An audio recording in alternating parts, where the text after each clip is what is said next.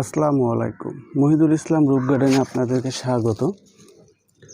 আজকে চলে এসেছি আমার ছাদ বাগানের তরমুজ গাছের কাছে। ভাবছেন এটা কোন সময়? আজকে জুন মাসের 24 তারিখ শুক্রবার। তো হ্যাঁ, এটা অসময়ে তরমুজ।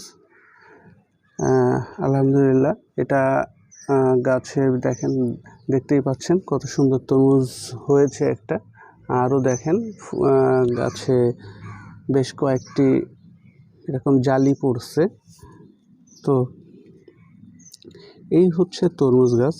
যারা ছাদ বাগানে তরমুজ করেছেন বা করতে চাচ্ছেন, বিশেষ করে অসময়ে তরমুজ করতে চাচ্ছেন, তাদের জন্য বলবো আপনারা এই তরমুজ গাছটি করতে পারেন। অসময়ে না, এটা হচ্ছে সারা বছরই করতে পারেন। তবে শীতের সময় খুব সম্ভবত এই ফলটির অঙ্কুরোদ্গম, চারার বীজ থেকে চারায় অঙ্কুরোদ্গমের হারটা অনেক কমে যায়, বা গাছটা তেমন একটু ভালো মনে হয় কি না জানি না, আমি এখনও টেস্ট করে দেখিনি। তো করতে পারেন আলহামদুলিল্লাহ। আপনারা যারা ছোটোখাটো করে ছাদ বাগান করেন, ছাদের এক কর্নারে বা বড় কোনো টবের সাথে আপনি একটি করে গাছ লাগিয়ে দিতে পারেন, যাতে আপনার একটি দুইটি করে ফল অন্তত আপনি তরমুজ পেতে পারেন বা সবসময় সারা বছরই খেতে পারেন। দেখেন, আমি এটার জন্য কিন্তু আলাদা কোনো টব ইউজ করিনি। আমার যে ড্রাগনের বড় জিও ব্যাগ আছে, এটা হচ্ছে 25 গ্যালন মেবি, বেশ বড় একটি ড্রাম সাইজের ব্যাগ।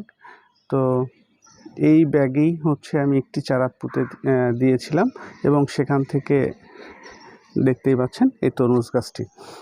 তো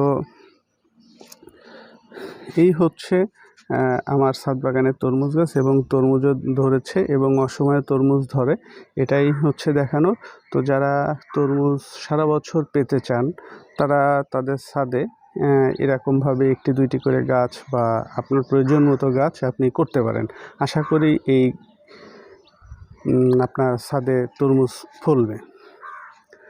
তো সবাইকে ধন্যবাদ এতক্ষণ ভিডিওটি দেখার জন্য আর আমার সাথে থাকার জন্য। যারা ভিডিওটি সাবস্ক্রাইব করেছেন তাদেরকে অসংখ্য ধন্যবাদ, আর যারা এখনও সাবস্ক্রাইব করেননি তাদেরকে বলবো প্লিজ প্লিজ প্লিজ সাবস্ক্রাইব করে দিন, চ্যানেলটি একটু সাবস্ক্রাইব করে দিন, আর পাশে থাকা বেল আইকনটি বাজিয়ে দিন, যাতে আমার ভিডিও আপনার কাছে পৌঁছে যায় সবসময় সবার আগে। ধন্যবাদ। আসসালামু আলাইকুম।